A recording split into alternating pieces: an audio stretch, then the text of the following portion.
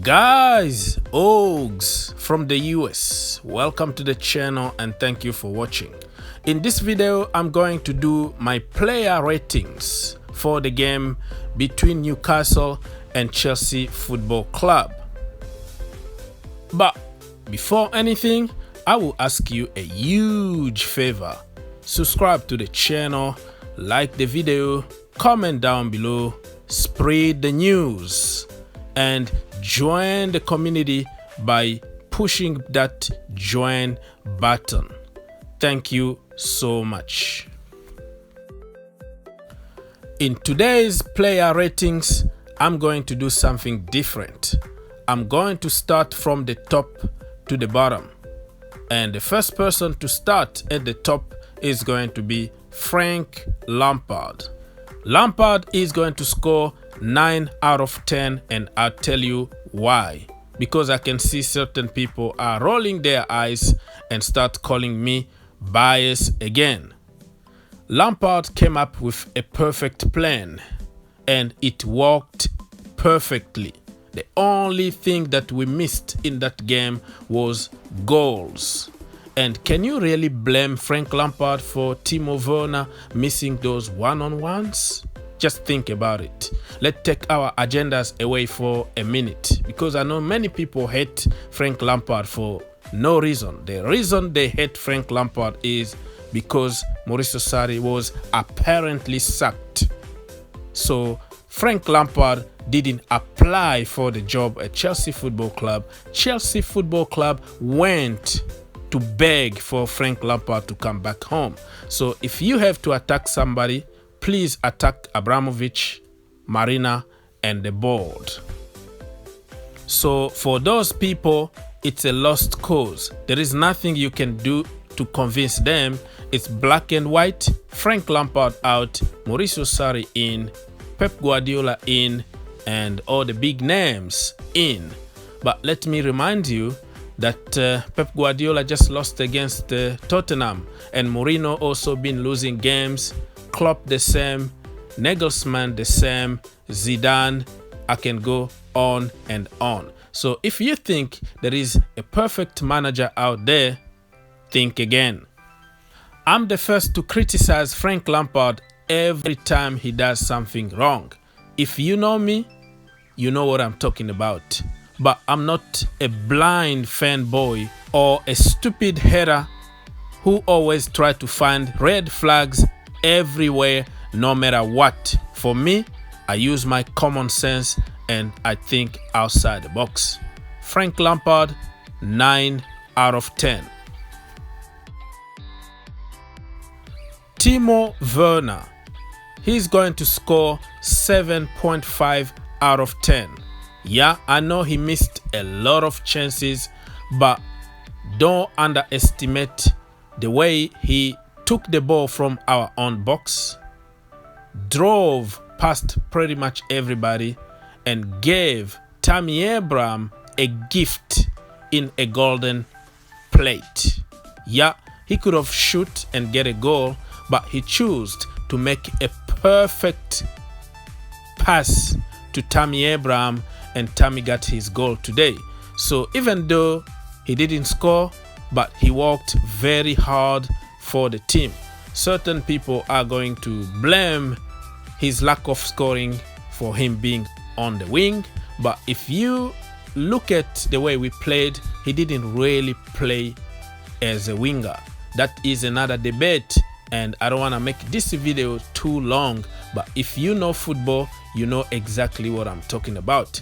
Tammy Abraham and Timo Werner were exchanging positions all the time, and he played like inverted winger at some point and as a second striker. If you know, you know what I'm talking about. Timo Werner is going to score in the upcoming games.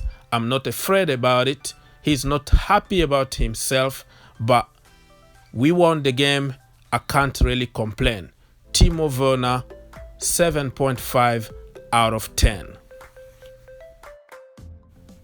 Tammy Abraham, he's going to get 8 out of 10. Tammy did everything right, And like I said, we were suffering from not finishing our chances. Tammy was immense, holding the ball, asking questions in the defense, giving that defense a lot of trouble. And like I said, he was unlucky not to score more goals. But overall, Tammy Abraham was very good and determined to show people that he deserves his #1 spot at Chelsea Football Club. The amount of hate that this boy been getting online for just being Tammy Abraham and being from the academy is just evil. So Tammy, 8 out of 10. Congratulations, brother, and many goals to come. Hakim Ziyech, the Wizard, is going to get 7.5 out of 10 because he set the bar too high. You know, he set up a standard that not many people are going to reach that bar. But yesterday, he wasn't really in the level we know Hakim Ziyech is, but we have to acknowledge that he was denied a lot of assists and pre-assists because we couldn't finish our chances. If we finished our chances, it was going to be a different conversation. So Hakim Ziyech, 7.5 out of 10. Let's move to the midfield and let's start by the captain himself, Ngolo Kante. My goodness, I don't even know where to start with Ngolo Kante, but he was the boss in the midfield and he showed people why he was the captain. He was breaking plays, he was tackling, he was anticipating, his passing was on point, and I can go on and on. Ngolo Kante, brother, we are lucky to have you at Chelsea Football Club. I don't understand the hate certain people are giving to Kante, but like I said, it's all about agendas. If you want to see Jorginho, you are going to hate Ngolo Kante. That is a Chelsea thing. But let's keep praying that Ngolo Kante stays fit, because if we have Ngolo Kante for the rest of the season, that could be the difference between us winning the league, the Champions League, or not winning anything at all. So my captain Ngolo Kante is going to score 8 out of 10. Let's move to cover. Cover today wasn't really the cover that we saw in the last game that he played for Chelsea Football Club, or the cover that played for his country in the international break. He was scoring goals for fun, and today he forgot his shooting boot at home yet again, because there was few opportunities that he could have shoot and maybe hope for the best. He didn't do it, or he skied it. So cover, next time, brother, bring your shooting boot. I mean, he didn't do anything wrong, really. He was bossing also the midfield. He played in a more advanced position, and it was good to see, because that way we want to see cover. We want him to influence the final third. It didn't happen today, but I see cover trying different things that he never tried before. So I hope that this time cover is going to cement his position in the midfield. So cover, 7.5 out of 10. Let's now talk about Mason Mount, the guy that many people love to hate for no reason. He's my own brother, and he's going to score 7.5 out of 10. Nothing special to talk about Mason Mount, because Mason Mount was doing the Mason Mount things. If you know, you know. Mason Mount is the most dividing player in the Chelsea history, and also in the national team too. For some reason, certain people don't rate him, and they will wish that Mason Mount got injured or something bad happened to him so they can push their boys. Has nothing to do with football. It has something to do with ignorance and evil. Let's now move to the defense, starting by Chile. Chile did the Chile thing, if you know what I'm talking about. Chile was immense, going forward and also defending. That's what he does. He wasn't that impressive because we didn't score goals, but we didn't also concede. So Chile is going to have 7.5 out of 10.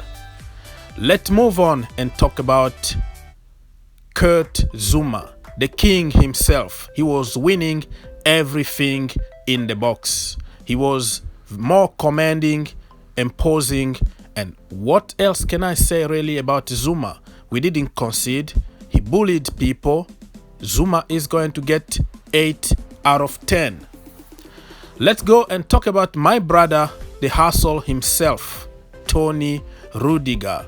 I mean, Tony is improving and he wanna prove people wrong. We all know that he got the Rudiger moment, shaky here and there sometimes, but when you don't concede against Newcastle United, even though they didn't really threaten us that often, but they did at some point, and we managed to shut them off. So Tony Rudiger, 7.5 out of 10. Let's move on and talk about the king himself, King James. The boy is improving every single game. I don't know even what to say about this boy anymore, and I'm going just to give him 8 out of 10 because I couldn't find any flaw on him. He's just getting better and better. 8 out of 10. Let's move on and talk about the wall himself, Mendy. Edouard Mendy, one more time, clean sheet. What else can you ask? You know, when you cross those balls, you know that Edouard Mendy is there to save the day, to help you relieve the pressure and help that defense. If he was somebody else in that goal, we were going to concede. But Mendy, with his physique, with his intelligence, with his positioning, he was great in the goal. So Edouard Mendy is going to score 8 out of 10. The only reason I'm not giving people 9 out of 10 today and all that, just because we didn't score many goals. You know what I mean? We could have scored maybe 6 or 7, punish them seriously, but we were not lucky with the final third, with the last shot. So that's why they're just having 8. And what else? Callum Hudson-Odoi came on. Callum, well, he didn't do anything really impressive. He didn't have the cameo moment. He didn't do anything spectacular. So I'm gonna give him flat 6. The rest of the boys that came on, Olivier Giroud and also Emerson, I'm not gonna rate them because they didn't play that much. I was just worried and afraid when Emerson came on for Chile because it was reminding me of Emerson, because every time he comes on the field, he does something stupid, and in the past it cost us games, like easy games that we are dominating. When Emerson is on the field, he lost his man, he lost the focus, and we ended up by drawing the game or losing the game. But he didn't do that against the Geordies, so I don't know. I'm not gonna really give him any note, but I wanted just to mention. There we go, guys. That's it from me. Leave your comment and let's have a clean conversation. God bless you. Think outside the box and see you in the next one.